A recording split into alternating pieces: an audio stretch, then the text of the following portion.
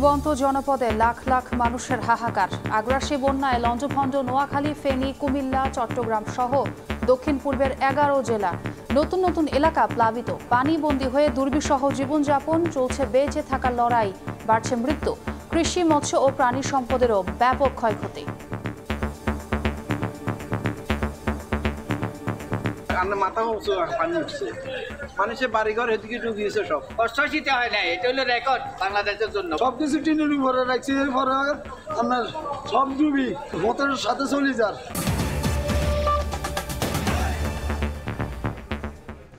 সকালের সময় সঙ্গে আছি আমি ছোয়া খন্দকার। ডুবন্ত জনপদে লাখ লাখ মানুষের হাহাকার। আগ্রাসী বন্যায় লঞ্চভঞ্জ, নোয়াখালী, ফেনী, কুমিল্লা, চট্টগ্রাম সহ দক্ষিণ পূর্বের 11 জেলা। কিছু জায়গায় পানির স্বল্প পরিমাণে কমলেও প্লাবিত হচ্ছে নতুন নতুন এলাকা। বন্যার সবশেষ খবর জানাতে এই মুহূর্তে নোয়াখালীর বেগমগঞ্জ এলাকায় আছেন রিপোর্টার আতাউর কাউসার এবং ফেনী শহরে আছেন রিপোর্টার আতিয়ার সজল। সরাসরি প্রথমে যাচ্ছি কাউসারের কাছে। আমার পেছনে যে দৃশ্যটি দেখতে পাচ্ছেন, এটি একটি মহাসড়ক, অর্থাৎ নোয়াখালীর বেগমগঞ্জ থেকে লক্ষ্মীপুরের দিকে যে সড়কটি গিয়েছে, এটি সেই সড়কের চিত্র। এই চিত্রটি দেখেই আসলে বোঝা যায় যে বন্যার এবং ভারী বৃষ্টিপাতের ফলে যে পানি জমে গিয়েছে এই যে বন্যা দুর্গত এলাকাগুলোতে, সেখানকার কি অবস্থা। কারণ এই সড়কটি, আমি এখানকার মানুষের সাথে কথা বলে যতটুকু জানতে পেরেছি, তারা জানিয়েছেন যে এই সড়কটি আশপাশের নিচু জমি থেকে অন্তত 3 ফুট উঁচুতে। তো সেই 3 ফুট উঁচু সড়কটিতে যদি পানি জমে থাকে, সেক্ষেত্রে নিচের যে জমিগুলো আছে এবং নিচে যে বাসভবন বা অন্যান্য দোকানপাট আছে, সেগুলোর অবস্থা সহজেই অনুমেয়। আমি ভেঙেই বলতে চাই যে অনেক অনেক জায়গা আমাদেরকে বলেছে এবং আমরা দেখেছি যে গলা সমান পানি।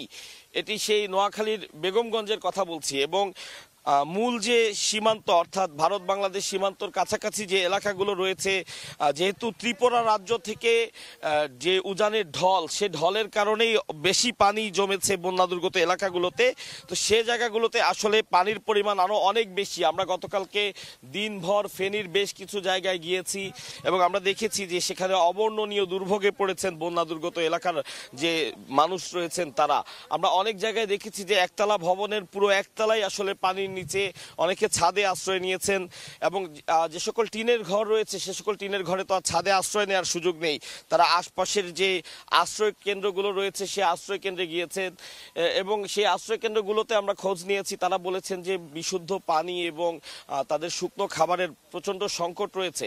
অর্থাৎ শুধুমাত্র পানিবন্দী জীবন বা পানির কারণে ঘর ছেড়ে চলে আসার যে কষ্ট, সে তার পাশাপাশি কিন্তু যুক্ত হয়েছে বিশুদ্ধ পানি এবং খাবারের যে সমস্যা, তা এখন যেমনটি দেখতে পাচ্ছেন, আমি একটু আগে যেমনটি বলছিলাম যে মূল সড়কেই যদি এই পরিমাণ পানি থাকে, তাহলে নিচু জমিগুলোতে কি অবস্থা। এখানে এখন একটি বাড়ির অংশ আমরা দেখতে পাচ্ছি, যেটি অনায়াসেই বোঝা যায় যে হয়তো 3 ফুট এখন পানির নিচেই রয়েছে এই ঘরটির।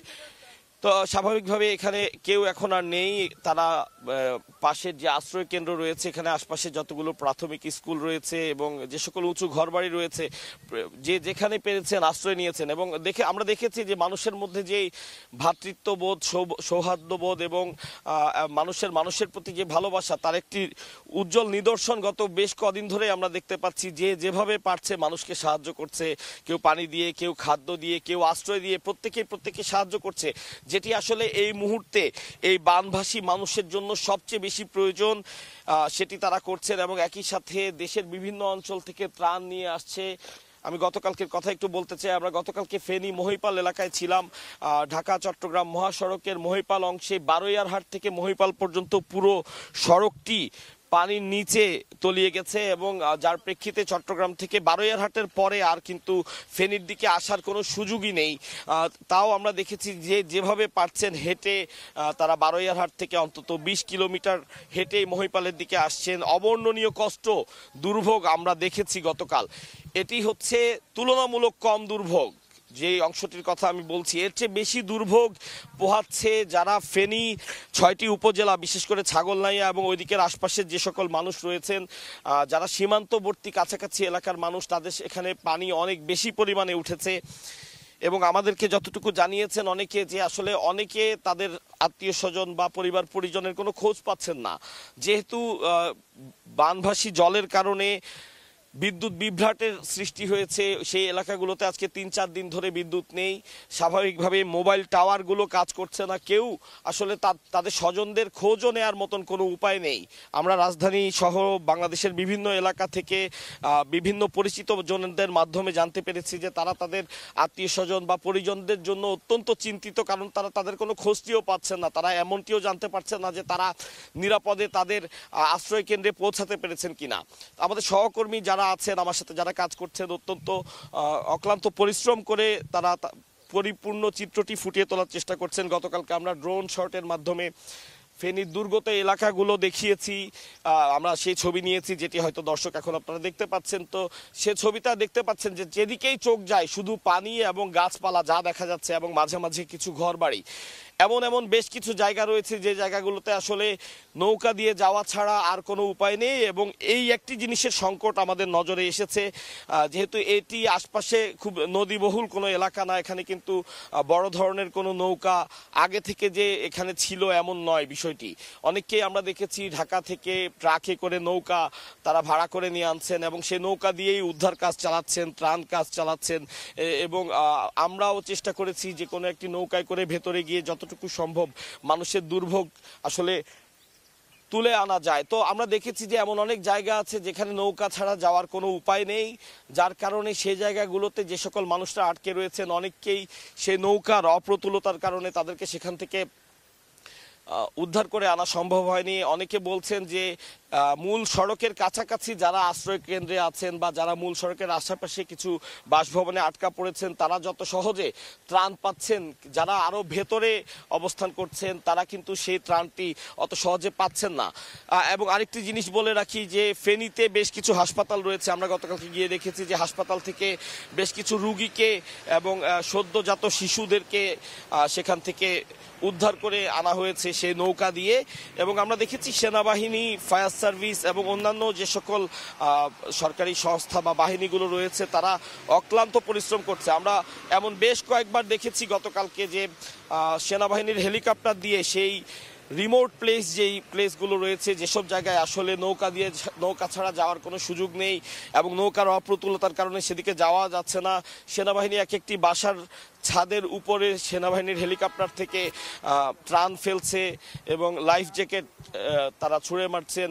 এভাবে করে তারা তাদেরকে যতটুকু সম্ভব সাপোর্ট দেওয়ার চেষ্টা করছেন। অর্থাৎ একটি জিনিস যদি যারা ত্রাণ কাজ চালাচ্ছেন তাদেরকে যদি উদ্দেশ্য বলতে চাই যে এই বানভাসী মানুষগুলো যে পরিমাণ দুর্ভোগ পোহাচ্ছে তাদের সাহায্য করতে হলে অন্যতম যে জিনিসটি প্রয়োজন সেটি হচ্ছে নৌকা তারা সাথে করে নিয়ে এসে সে নৌকায় করে গ্রামাঞ্চলে যে রিমোট এরিয়াগুলো রয়েছে যেখানে এই দুর্গতরা রয়েছেন যাদের কাছে আসলে পৌঁছানো যাচ্ছে না, তো যত বেশি সংখ্যক নৌকা যদি তারা নিয়ে আনেন সেক্ষেত্রে তারা কিন্তু তাদের কাছ পর্যন্ত পৌঁছাতে পারবেন।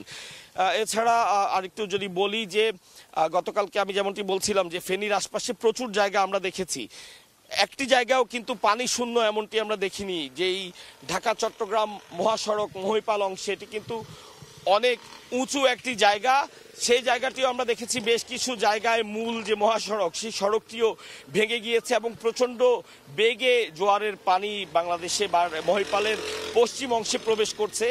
তো এ ধরনের প্রচুর চিত্র আমরা দেখেছি। তো এর আরও ভালো বিষয় বলতে পারবেন আমাদের সহকর্মী রয়েছেন ফেনীতে, আতিয়া সজল।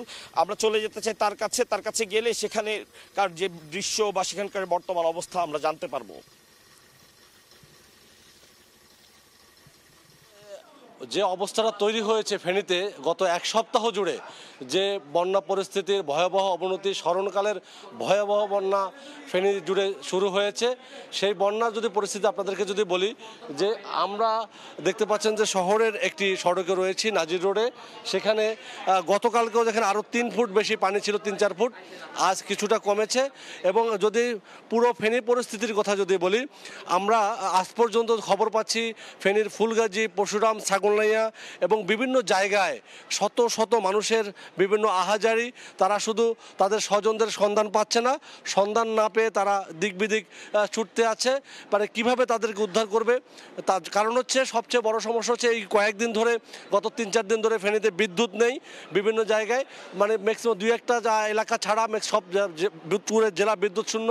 এবং বিদ্যুৎ না থাকার কারণে মোবাইলের যে টাওয়ারগুলো রয়েছে সেই টাওয়ারের নেটওয়ার্কও নেই, সেই নেটওয়ার্ক না থাকার কারণে একে অপরের সাথে যোগাযোগ করতে পারছে না, যে যেখানে আটকা পড়ছে সেই সেখানে কিন্তু আটকা পড়ে আছে, যার কারণে কিন্তু দুর্বিষহ একটি মানে মানুষ জনজীবন শুরু হয়েছে ফেনীতে। আর আপনাকে যদি বলি, গত রবিবার থেকেই কিন্তু মূলত বাঁধ ভেঙে পানি প্রবাহিত হতে থাকে পুরো জেলা জুড়ে, এবং এই যে পানি অব্যাহতভাবে ফেনীর ফুলগাজী পরশুরাম দিয়ে একের পর এক লোকালয়ে প্রবাহিত হতে থাকে, সেই পানি কিন্তু আজ পর্যন্ত এখন বিভিন্ন নিম্নাঞ্চলে প্রবাহিত হচ্ছে। আপনাকে যদি বলি পুরো ফেনী জেলার চিত্র, সেক্ষেত্রে আমরা ফেনী শহরের শুধুমাত্র মহিফালের কিছু অংশ এবং টাং রোডের একটি অংশ থেকে ডিসি অফিস পর্যন্ত, জেলা প্রশাসন কার্যালয় পর্যন্ত সড়কটি রয়েছে, এটি ছাড়া পুরো ফেনী পানিতে তলিয়ে রয়েছে। এবং এরকম প্রত্যেকটি পাড়ার সড়ক, যে প্রতিটি সড়ক কিন্তু কোথাও হাঁটু পানি, কোথাও বুক পানি, কোথাও গলা সমান পানি, প্রত্যেক ঘরে ঘরে পানি উঠে গিয়েছে। মানুষের যারা নিচে বা বসবাস করে, বিশেষ করে তাদের কিন্তু ঘরের অর্ধেকের বেশি পানি, কোথাও ছাদ ছুঁই ছুঁই পানি, এভাবে অবস্থা শুরু হয়েছে। আরেকটা কথা যদি বলি, ফেনীর যে ব্যবসায়িক কেন্দ্রগুলো রয়েছে, তাকিয়া রোড, ইসলামপুর রোড, সেখানে কিন্তু শত শত যে ব্যবসায়ীদের, বড় বড় ব্যবসায়ীরা, পাইকারি যারা আড়তদার এবং মহিফালের বিভিন্ন আড়তদার, তারা যেটা বলছেন যে তাদের মালামাল ভিজে কোটি কোটি টাকার মালামাল নষ্ট হয়ে গিয়েছে। তারা আসলে গত 50 বা 60 বছরের মধ্যে, বা যার যে বয়স হোক না কেন, এই সময়ের মধ্যে এরকম বন্যার পানি এই অঞ্চলে মানুষ দেখেনি, যার কারণে কিন্তু মানুষের পূর্ব প্রস্তুতি ছিল না। পূর্ব প্রস্তুতি না থাকার কারণে গত 3 দিন আগে কিন্তু শহর কেন্দ্রিক যে পানিটা উঠে যায়, সেটি কিন্তু মানুষ অপ্রস্তুত ছিল। কিছু বুঝে ওঠার আগেই তাদের ব্যবসা প্রতিষ্ঠান, বাড়িঘরে, বিভিন্ন রাস্তাঘাট তলিয়ে গিয়ে চরম একটি বিপাকে পড়েছেন। আর আপনাকে যদি বলি, গত শনিবার থেকেই কিন্তু বৃষ্টির কারণে এবং ভারতের উজান থেকে নেমে আসা যে পাহাড়ি ঢলের পানি, সেই পানি কিন্তু ফেনীর মুহুরী, কহুয়া, সেলুনিয়া সে নদীর পানি বৃদ্ধি পেতে থাকে এবং পর্যায়ক্রমে সেটি 200 সেন্টিমিটার উপর দিয়ে প্রবাহিত হতে থাকে। এবং আপনাকে যদি বলি, জুলাই মাসের প্রথম দফায় কিন্তু এই নদীর প্রায় 17টি স্থানে বাঁধ ভেঙেছিল। সেই বাঁধ ভাঙা অংশ কিন্তু ভাঙ্গাই রয়েছে, যার কারণে যখন পানি বাড়ে, পানি বাড়ার সাথে সাথেই কিন্তু ভাঙ্গা অংশ দিয়ে লোকালয়ে হু হু করে পানি ঢুকে খুব দ্রুত ছড়িয়ে পড়ে। এবং এর তৃতীয় দফায় কিন্তু এই বন্যাটি চলছে। এবং আপনাকে যদি বলি, এই মুহুরী নদীর বন্যা নিয়ন্ত্রণ বাঁধ, যে 3 নদীর নূর তীরে 122 কিলোমিটার বন্যা নিয়ন্ত্রণ বাঁধ রয়েছে, সেই বাঁধ ভেঙে প্রতি বছর একাধিকবার বন্যার কবলে পড়তে হয়। এবারও বন্যার কবলে পড়েছে। তবে অন্যান্য বছর যে একাধিকবার বন্যার কবলে পড়ে, সেক্ষেত্রে কিন্তু আমরা দেখেছি যে অল্প, শুধুমাত্র ফুলগাজী পরশুরামের মধ্যেই সীমাবদ্ধ থাকে, সেটি 2 দিন 3 দিন পরেই হয়তো কিছুটা কন্ট্রোলে চলে আসে। কিন্তু এবার দেখেছি সেটা পুরোটাই একটি ব্যতিক্রম চিত্র দেখাচ্ছে। দেখতে পাচ্ছেন মানুষের বাসাবাড়ির মধ্যে অনেকের, যারা নিচতলার বিল্ডিংয়ে রয়েছে, তাদের জানলার উপরে বা অর্ধেকের বেশি পানি হয়ে তাদের বাড়িঘরের চরম দুর্ভোগ তৈরি হয়েছে। তাদের বাসাবাড়িতে পানি সংকট দেখা দিয়েছে। বিদ্যুৎ না থাকার কারণে তারা মোটর দিয়েও পানি উঠাতে পারছেন না। ঠিক তেমনি আবার কিন্তু তারা যে শুকনো খাবারের যে ব্যবস্থা নেই, গ্যাসের সংকট, মানে পানি বাড়ার কারণে কিন্তু গ্যাসের সংযোগও কিন্তু বিচ্ছিন্ন হয়ে রয়েছে, যার কারণে কিন্তু হাজার হাজার পরিবার বানবতর জীবনযাপন করছে। সব মিলে কিন্তু দেখতে পাচ্ছেন যে শহরে নয়, পুরো জেলা জুড়ে একটি হাহাকার তৈরি হয়েছে। এবং আমরা দেখেছি গত 3-4 দিন ধরে মানুষের সাথে যোগাযোগ না থাকার কারণে, মোবাইল নেটওয়ার্ক না থাকার কারণে, বিদ্যুৎ না থাকার কারণে একে অপরের সাথে যোগাযোগ করতে পারছিল না, যার কারণে যারা দূর দূরান্তে রয়েছেন তারা তাদের স্বজনদের উদ্ধারে তারা ফেনীতে চলে আসছেন। এসে কিন্তু তারাও কিন্তু সেখানে পৌঁছতে পারছেন না। তারা বিভিন্নভাবে আবেদন জানাচ্ছে বিভিন্ন প্রশাসনের কাছে, বিভিন্ন সংগঠনের কাছে, স্লো। এরপরে কিন্তু দেখা গেছে যে এভাবেই কিন্তু আমরা দেখতে পাচ্ছি যে কিন্তু মানুষ হাহাকার তৈরি হয়েছে তাদের উদ্ধারের জন্য। কিন্তু অনেকে কিন্তু তাদের আটকে পড়া স্বজনদের উদ্ধারের জন্য বিদেশ থেকেও চলে আসছে। কিন্তু বিদেশ থেকে চলে এসে কিন্তু আমরা দেখতে পাচ্ছি যে এখানে এসে তারা কোনোভাবেই সেই জায়গায় যেতে পারেনি, উদ্ধার করতে পারেনি। গত কয়েকদিন, গতকাল থেকে যদিও বৃষ্টি নাই, এর আগে কিন্তু একদিকে যেরকম পানি বেড়েছে, অনেকে কিন্তু ঘরের ছাদে আশ্রয় নিয়েছে। কিন্তু ছাদে আশ্রয় নিয়েও তারা কিন্তু নিরাপদে ছিল না। তাদের শিশু সন্তান, বয়োবৃদ্ধ নিয়ে সেখানে বৃষ্টিতে ভিজতে হয়েছে। অনেকের যে আমরা দেখেছি টিনের পর্যন্ত, যে চাল পর্যন্ত তলিয়ে গিয়েছে, টানের চালে আশ্রয় নিয়েছে, মানুষ গাছে আশ্রয় নিয়েছে। সব মিলে কিন্তু একটি মানবিক বিপর্যয় ফেনীবাসী দেখলো। এর অতীতে কিন্তু এরকম বন্যার রেকর্ড ফেনীতে ছিল না। যারা যে বয়স অতিক্রম করেছে সবাই বলছে এমন বন্যা তারা দেখেনি। কিন্তু এদিকে আরেকটি বিষয় যেটা আমরা দেখতে পাচ্ছি যে এই ঘটনার পরে কোনো সমন্বয়হীনতা কাজ করছে। যে সমন্বয়হীনতা হচ্ছে এমন বিভিন্ন জায়গা থেকে লোকজন আসছে, কিন্তু সেই লোকজন এসে কে কোথায় যাবে এটা কিন্তু কেউ সমন্বয় করছে না। যার কারণে কিন্তু আমরা দেখছি যে সমন্বয় না করার কারণে এক জায়গায় অনেক ত্রাণ যাচ্ছে, অনেক উদ্ধারকর্মী যাচ্ছে, আবার কোনো কোনো জায়গায় কেউ পৌঁছাচ্ছেই না।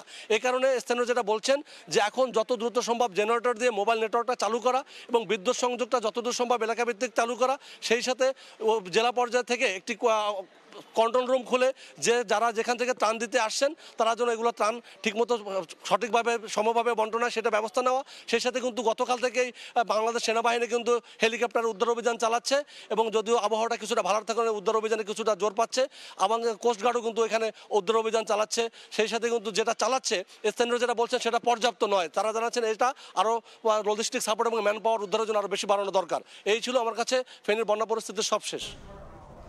সরাসরি যুক্ত ছিলাম ফেনী এবং নোয়াখালীতে। উজানের ঢলে কুশিয়ারা নদীর পানি বিপদসীমার ওপর দিয়ে বয়ে যাওয়ায় প্লাবিত হয়েছে সিলেটের নিম্নাঞ্চল। পানি বন্দী হয়ে দুর্ভোগে বহু মানুষ। বিস্তারিত জানাতে ফেঞ্চুগঞ্জ থেকে সরাসরি যুক্ত হচ্ছেন সহকর্মী আমিনুল ইসলাম। গেল কয়েকদিন ধরে মৌলভীবাজারের নিম্নাঞ্চলের মানুষের কষ্টের শেষ নেই এবং থেকে থেকে বৃষ্টিপাত হচ্ছে এবং এর আশেপাশের যে নদ নদীগুলো রয়েছে, বিশেষ করে আপনারা দর্শক জানেন যে মৌলভীবাজারের মনু নদীর পানির বৃদ্ধি পেয়ে এখানকার যে বাঁধগুলো ছিল বাঁধগুলো ভেঙে শহরের ভেতরে পানি প্রবেশ করেছে এবং এর নিম্নাঞ্চলের বেশ কিছু এলাকায় কিন্তু পানিতে নিমজ্জিত রয়েছে। আমরা এই মুহূর্তে রয়েছি মৌলভীবাজারের আরও একটি নদী যেটি হচ্ছে কুশিয়ারা নদী। সেই কুশিয়ারা নদীর তীরে আপনারা হয়তো দেখতে পাচ্ছেন কুশিয়ারা নদীর যে পানি বৃদ্ধির যেটি রয়েছে সেটি অব্যাহত রয়েছে এবং পানি উন্নয়ন বোর্ডের যে সর্বশেষ তথ্যটি আমাদের কাছে রয়েছে, তারা পানির রিডিং আমাদেরকে জানিয়েছেন এখন পর্যন্ত কুশিয়ারা নদীর পানি বিপদসীমার 79 সেন্টিমিটার উপর দিয়ে প্রবাহিত হচ্ছে, যেটি আসলে অনেকটা ভয়ের কারণ। আপনারা জানেন যে বাংলাদেশের ফেনী অঞ্চলে যে বন্যাটি রয়েছে প্রায় গেল কয়েকদিন ধরেই সেই এলাকার মানুষের মধ্যে যে কষ্ট রয়েছে এবং প্রশাসনের পাশাপাশি স্থানীয় পর্যায় থেকে যেভাবে উদ্ধার তৎপরতা চলছে সেভাবে মৌলভীবাজারের যে স্থানীয় প্রশাসন রয়েছে এবং সেনাবাহিনীর পক্ষ থেকেও কিন্তু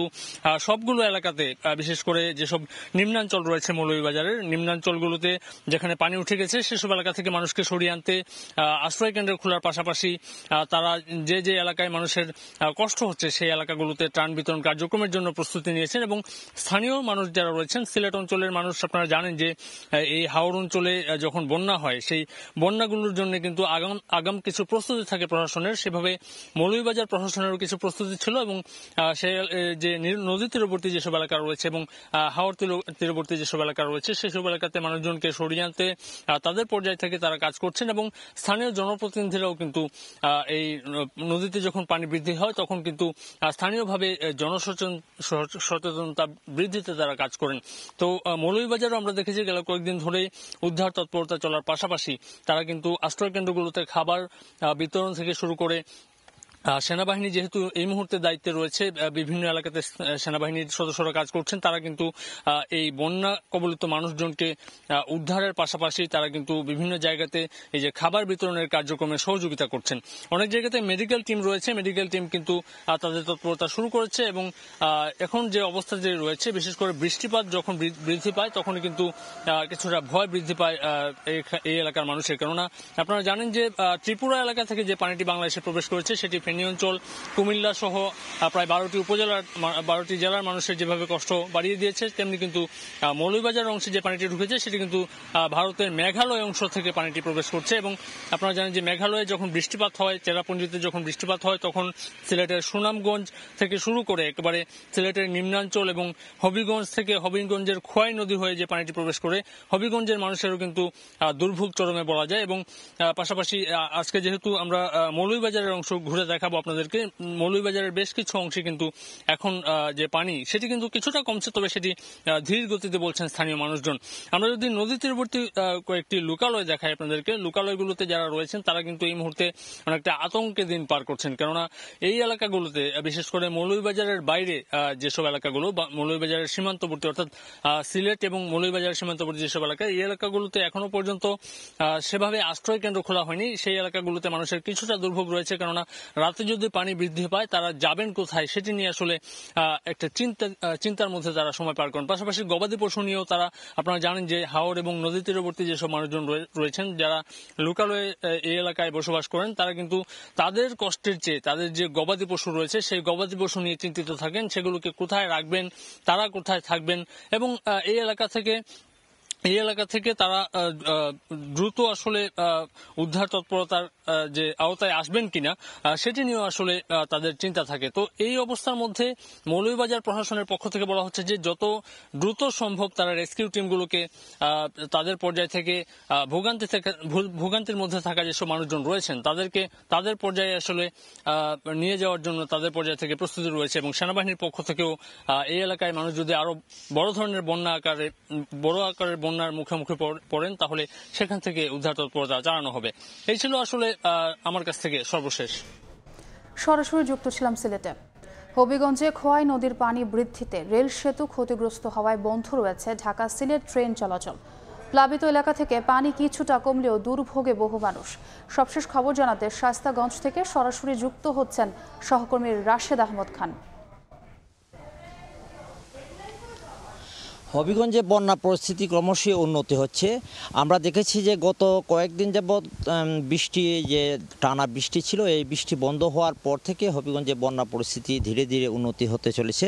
কিন্তু আমরা যে জিনিসটা দেখেছি যে হবিগঞ্জে গত মঙ্গলবার থেকে যে খোয়াই নদীর পানি বিপদসীমার রেকর্ড পরিমাণ উচ্চতায় চলে গিয়েছিল, যে কারণে হবিগঞ্জের যে ঢাকা সিলেট যে রেল লাইন ছিল, এই রেল লাইনের যে রেল ব্রিজগুলো ছিল এই ব্রিজগুলো ঝুঁকিপূর্ণ হয়ে পড়ায় হবিগঞ্জ শায়েস্তাগঞ্জ অফিস সহ যেসব এলাকার রেল ব্রিজ রয়েছে প্রত্যেকটা ব্রিজ ঝুঁকিপূর্ণ হয়ে পড়েছিল।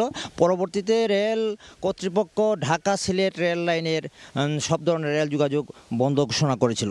এখনও রেল লাইন বন্ধ রয়েছে। আমরা কথা বলেছিলাম শায়েস্তাগঞ্জ স্টেশন মাস্টারের সাথে, তিনি জানিয়েছেন যে আজকে বিকেল থেকে ট্রেন চলার কথা, কিন্তু যে সকাল থেকে এখানে যে যারা রেল বৃষ্টি ছিল শায়েস্তাগঞ্জে, আমরা যে বৃষ্টি সামনে আমরা দেখতে পাচ্ছি যে প্রচুর এখানে পানির যে তুর আছে, এই তুরটি গত মঙ্গলবার এই যে পানি নিচে নেমে গেছে, এই নিচে এই ব্রিজের উপর পর্যন্ত চলে গিয়েছিল এই পানির তুর দেখে যে কোনো সময় এই বৃষ্টি ভেঙে যাওয়ার একটা আশঙ্কা দেখা গিয়েছিল, যে কারণে তারা রেল কর্তৃপক্ষ ঝুঁকি এড়াতে এই যে রেল যোগাযোগ বন্ধ করে দিয়েছিলেন। তারা জানিয়েছেন যে গতকাল দুপুরে রেলের যে প্রকৌশলী আছেন তারা এখানে এসেছেন এবং এখানে এসে তারা যে পর্যবেক্ষণ করেছেন তাতে তারা জানিয়েছেন যে এখন রেল চলাচল স্বাভাবিক হতে পারে। তো আজকে থেকে স্টেশন মাস্টার জানিয়েছেন যে আজকে সকাল থেকেই ঘোষণা দেওয়া হয়েছে, কিন্তু সকালে যেহেতু কোনো ট্রেন নাই, বিকেলে এখানে ট্রেন চলাচল স্বাভাবিক হবে। এবং আমরা দেখেছি যে খোয়াই নদীর যে পানি, এই পানি গত মঙ্গলবার থেকে এখানে যে পানির যে তুর রেকর্ড পরিমাণ পানি এখানে দেখা দিয়েছিল এবং খোয়াই নদীর বেশ কয়েকটি স্থানে ভাঙ্গন দেখা দিয়েছে। এই ভাঙ্গনের ফলে নিম্নাঞ্চল যেগুলো আছে হবিগঞ্জের জালালাবাদ সহ যে আশেপাশের যে গ্রামগুলো আছে এই গ্রামগুলো তলিয়ে গিয়েছিল। এবং আমরা দেখেছি যে এই যে রেল ব্রিজ, যে ব্রিজের সামনে আমরা দাঁড়িয়ে আছি, এই রেল ব্রিজের যে উপরে পানি চলে গিয়েছিল এবং যে কোনো সময় এই ব্রিজটা ভেঙে যেতে পারতো বলে একটা আশঙ্কা করা হচ্ছিল। কিন্তু ভাগ্যের বিষয় যে পানি পরবর্তীতে যখন বৃষ্টি কমে যায়, এখানে পানি কমতে শুরু করায় এই বৃষ্টি রক্ষা পেয়েছে এবং রেল যোগাযোগ আজকে থেকে স্বাভাবিক হওয়ার কথা রয়েছে। আমরা যে হবিগঞ্জের যে বন্যা পরিস্থিতি আমরা বলতে যদি চাই যে হবিগঞ্জে বাল্লা পয়েন্টে সর্বোচ্চ মানে স্মরণকালের সবচেয়ে বেশি পানি বিপদসীমার উপর দিয়ে প্রবাহিত ছিল, 279 সেন্টিমিটার এখানে বিপদসীমার উপর দিয়ে প্রবাহিত হয়েছিল। এবং এই কারণে হবিগঞ্জের যে বিভিন্ন পয়েন্ট আছে, মাসুলিয়া পয়েন্ট, তারপর শায়েস্তাগঞ্জ পয়েন্ট, সব পয়েন্টে পানি বিপদসীমার রেকর্ড পরিমাণ উচ্চতা চলে গিয়েছিল। এবং হবিগঞ্জের যে শহর রক্ষাবাদ, এই শহর রক্ষাবাদ একটি চরম ঝুঁকির মধ্যে ছিল। শহর রক্ষাবাদের অন্ততপক্ষে 5টি বা 6টি জায়গায় যে ঝুঁকিপূর্ণ ছিল। এই ঝুঁকিপূর্ণ অবস্থার কারণে নির্ঘুম রাত কাটিয়েছেন শহরবাসী এবং সারা এই 3 দিন 4 দিন হবিগঞ্জবাসীর জন্য একটা আতঙ্কের দিন ছিল। এছাড়াও যে এই পানির কারণে হবিগঞ্জের যে কৃষি জমি নষ্ট হয়েছে, সব মিলিয়ে বন্যা পরিস্থিতি যদি উন্নতি না হতো একটা ভয়ানক অবস্থা হবিগঞ্জের সৃষ্টি হতো বলে হবিগঞ্জবাসী মনে করেছিলেন। এই ছিল আজকে বন্যা পরিস্থিতির সর্বশেষ। সরাসরি যুক্ত ছিলাম হবিগঞ্জে। নোয়াখালীতে পানি বন্দী হয়ে দুর্ভোগে রয়েছেন হাজার হাজার মানুষ। সর্বশেষ পরিস্থিতি জানাতে জেলা প্রশাসকের কার্যালয়ের সামনে আছেন রিপোর্টার সাইফুল্লাহ কামরুল। সরাসরি চলে যাচ্ছি তার কাছে।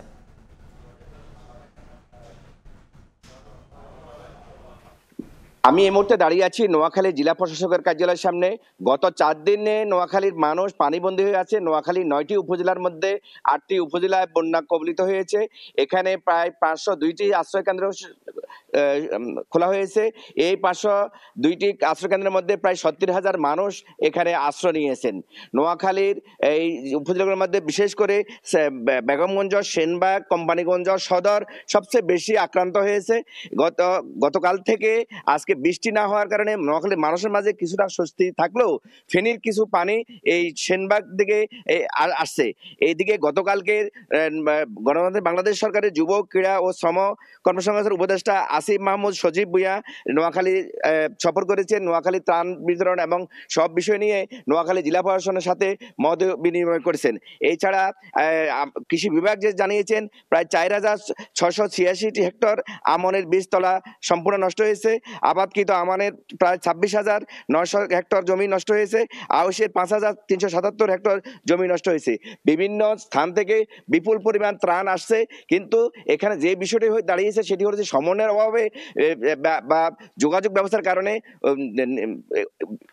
এলাকাগুলোতে, রিমোট এলাকাগুলোতে ত্রাণ সেভাবে যাচ্ছে না। তবে আসার কথা হলো যে এখানকার মানুষ প্রচুর পরিমাণ এই বন্যাকে মোকাবিলা করার জন্য প্রস্তুত রয়েছে। আজকে এখন কিছুক্ষণের মধ্যে স্বাস্থ্য উপদেষ্টা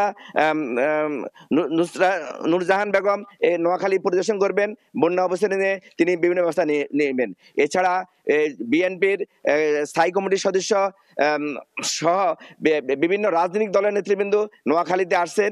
নোয়াখালীর মানুষ এই বন্যাকে মোকাবিলা করার জন্য সর্বাত্মকভাবে প্রস্তুতি গ্রহণ করছে। এখানে পর্যাপ্ত শুকনার খাবার ব্যবস্থা থাকলেও এখানকার কিছু অসাধু ব্যবসায়ী এখানে যে শুকনো খাবারগুলো এগুলো দাম বৃদ্ধি করেছে।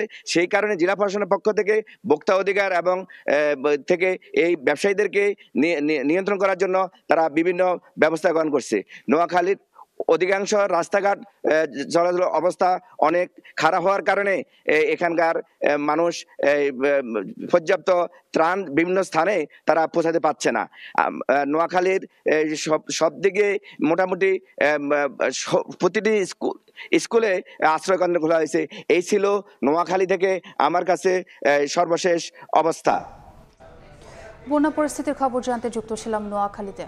টানা কয়েকদিনের ভারী বৃষ্টিতে চাঁদপুর সেচ প্রকল্প এলাকা তলিয়ে আছে। ডুবে গেছে রাস্তাঘাট, ভেসে গেছে শত শত খামারের মাছ। সেখানকার সবশেষ খবর জানাতে ফরিদগঞ্জ থেকে সরাসরি যুক্ত হচ্ছেন সহকর্মী ফারুক আহমদ। অনবরত ভারী বৃষ্টিপাত একটানা 6 দিন, তারপর আজকে 7ম দিনে চাঁদপুরের আকাশে কিন্তু এখন সূর্য হেসেছে, অর্থাৎ আজকে কিন্তু আলো ঝলমল দিন। বৃষ্টির দেখা নেই, তবে ভোগান্তি আছে। আমি এই মুহূর্তে আছি চাঁদপুর সেচ প্রকল্পের ফরিদগঞ্জের ধানুয়া এলাকায়। আমি যেখানে দাঁড়িয়ে আছি সেই জায়গাটি আসলে মূলত একটি রিং বাঁধ, অর্থাৎ একদিকে ডাকাতিয়া নদী, আরেকদিকে মাছের বিশাল ঘের। সেই ঘেরের মাঝে আমি আছি। আমি যদি দেখাতে চাই যে এখানে অথই পানি, আমি যেখানে দাঁড়িয়ে আছি এই জায়গাটি শুকনো থাকার কথা ছিল, আর সেখানে এখন কোমর সমান পানি। আমি যদি দেখাতে চাই যে এই যে বিশাল মাছের ঘের, এই ঘেরের মতো এই সেচ প্রকল্পের মধ্যে অন্তত 50টি বড় বড় মাছের ঘের আছে এবং 5,000 পুকুর আছে যেখানে মাছ চাষ করতেন খামারিরা। সেই টানা 6 দিনের বৃষ্টিপাতে জলাবদ্ধতার শিকার হয়ে এই সমস্ত মাছের ঘের এবং পুকুরগুলো থেকে কিন্তু মাছ ভেসে গেছে। খামারিরা জানিয়েছেন যে আসলে তাদের কি পরিমাণ ক্ষতি হয়েছে এই মুহূর্তে আসলে তারা সেটা নির্ণয় করতে পারছেন না। তবে তাদের দাবি যে ঘের থেকে প্রায় মাছ কিন্তু ভেসে গেছে, তারপরও কিন্তু তারা নেট দিয়ে, অর্থাৎ যে জাল দিয়ে ঠেকিয়ে রাখার একটা চেষ্টা করছেন এবং এটি একটি ব্যর্থ চেষ্টা বলে যেতে পারে। তারপরও কিন্তু তাদের চেষ্টার কিন্তু কমতি নাই। তার আগে কিন্তু বড় ধরনের ক্ষতি হয়ে গেছে।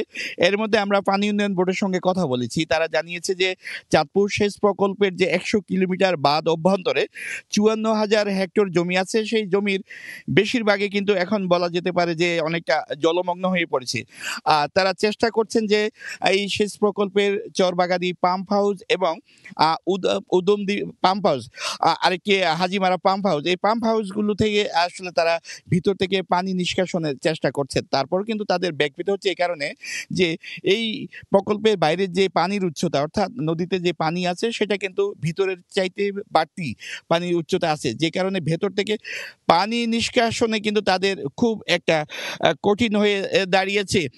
জেলা প্রশাসনের সঙ্গে আমি কথা বলছি, তারা জানিয়েছেন যে চাঁদপুরের যে দুর্গম চরগুলো আছে সেই চর সহ বিভিন্ন এলাকা যারা জনমগ্ন হয়ে পড়েছে, অর্থাৎ নির্মাঞ্চলের যারা বাসিন্দা ছিলেন তাদেরকে নিরাপদ আশ্রয় জায়গার জন্য বেশ কিছু আশ্রয় কেন্দ্র খোলা হয়েছে। একই সঙ্গে সরকারের পক্ষ থেকে ত্রাণ ও পুনর্বাসন মন্ত্রণালয়ের পক্ষ থেকে এর মধ্যে কিন্তু 10 লক্ষ টাকা বরাদ্দ মিলেছে 1000 মানুষের জন্য শুকনো খাবার, একই সঙ্গে 700 মেট্রিক টন চাল বরাদ্দ দেওয়া হয়েছে এই সমস্ত দুর্গত মানুষকে সহায়তা করার জন্য।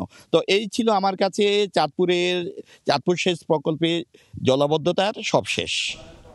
সরাসরি যুক্ত ছিলাম চাঁদপুরে। এদিকে কাপ্তাই হ্রদের পানি বেড়ে যাওয়ায় ডুবে গেছে সিম্বল অফ রাঙামাটি খ্যাত ঝুলন্ত সেতু। ঝুঁকি এড়াতে বন্ধ করে দেওয়া হয়েছে পর্যটক পারাপার। বিস্তারিত জানাতে সেখান থেকে সরাসরি যুক্ত হচ্ছেন রিপোর্টার হেফাজত সবুজ। টানা কয়েকদিনের বর্ষণে অর্থাৎ এক সপ্তাহের বর্ষণে কাপ্তাই হ্রদের পানি বৃদ্ধি পেয়েছে। আর কাপ্তাই হ্রদের পানি বৃদ্ধি পাবার কারণে রাঙামাটি পর্যটন শিল্পের যে আইকন বলা হয় যে ঝুলন্ত সেতু, সেই ঝুলন্ত সেতুটি আসলে পানিতে, কাপ্তাই হ্রদের পানিতে ডুবে গেছে। আমরা যদি আপনাদের একটু দেখানোর চেষ্টা করি যে আপনারা হয়তো দেখতে পাচ্ছেন যে কাপ্তাই হ্রদের যে উপরে যে দুটি পাহাড়কে সংযুক্ত করার জন্য রাঙামাটি পর্যটন কর্পোরেশন, বাংলাদেশ পর্যটন কর্পোরেশন যে সেতুটি নির্মাণ করেছিল, সেই সেতুটির উপরে এখন প্রায় 2 ফিটের মতো পানি জমে আছে, যার কারণে এখানকার যে আকর্ষণ, আমরা দেখেছি যে এই ব্রিজ দেখার জন্য প্রতি বছরে প্রচুর পর্যটক এখানে আসেন। এখন এই ব্রিজ ডুবে থাকার কারণে এখানে আসলে পর্যটকের আগমনটা ঘটছে না। আমরা কথা বলেছিলাম রাঙামাটি হোটেল, মোটেল এবং হাউস বোট যারা আছে সেসব ব্যবসায়ীদের সঙ্গে। তারা বলেছেন যে মূলত রাঙামাটিতে পর্যটকরা ঘুরতে আসেন, তার প্রধান আকর্ষণীয় হলো যে এই ঝুলন্ত সেতু। এই ঝুলন্ত সেতুটা ডুবে থাকার কারণে এখানে আসলে পর্যটকের যে ভাটা পড়বে, এতে তারা ব্যবসায়িকভাবে ক্ষতিগ্রস্ত হওয়ার একটা শঙ্কা করছে। একই সাথে তারা আমাদেরকে একটি কথা বলেছেন, যেটা হলো যে এই ঝুলন্ত সেতুটি যেহেতু আসলে প্রতি বছরই কাপ্তাই হ্রদের পানি বাড়ার সাথে সাথেই ডুবে যায়, সেক্ষেত্রে এই সেতুটিকে সংস্কার করে বা আরো আধুনিকায়ন করে সেতুটিকে আসলে যাতে সারা বছর পর্যটকরা ঘুরতে পারেন সেই বিষয়টি যাতে রাখা হয়, সেই দিকে আসলে প্রশাসনের দৃষ্টি আকর্ষণ করেছেন। আমরা আরেকটি বিষয় এখানে দেখতে পাচ্ছি, সেটা হলো যে আসলে ঝুলন্ত সেতু যেহেতু এখন ডুবে আছে, পাশে একটি ছাম্পান আছে, এই ছাম্পান দিয়ে যায় যে সকল পর্যটকরাই আসলে আসে, তারা এই সাইড থেকে এক প্রান্ত থেকে অন্য প্রান্তে যাবার চেষ্টা করেন এবং এইভাবে আসলে বর্তমানে রাঙামাটিতে যে ঝুলন্ত সেতুতে পারাপার হচ্ছেন। আরেকটি বিষয় জানিয়ে রাখি যে রাঙামাটির এই ঝুলন্ত সেতুতে কাপ্তাই হ্রদের যে পানির লেভেল, এখন বর্তমানে কাপ্তাই হ্রদের পানির লেভেল আছে 106 MSL, যেটা আমরা কাপ্তাই জলবিদ্যুৎ প্রকল্প থেকে জেনেছিলাম। এই 106 MSL পানি হলে কাপ্তাই হ্রদের এই ব্রিজটি ডুবে যায়। তো মোটামুটি এই ছিল কাপ্তাই হ্রদে ঝুলন্ত সেতু ডুবে যাওয়া নিয়ে আমার কাছে সর্বশেষ। সরাসরি যুক্ত ছিলাম রাঙামাটিতে।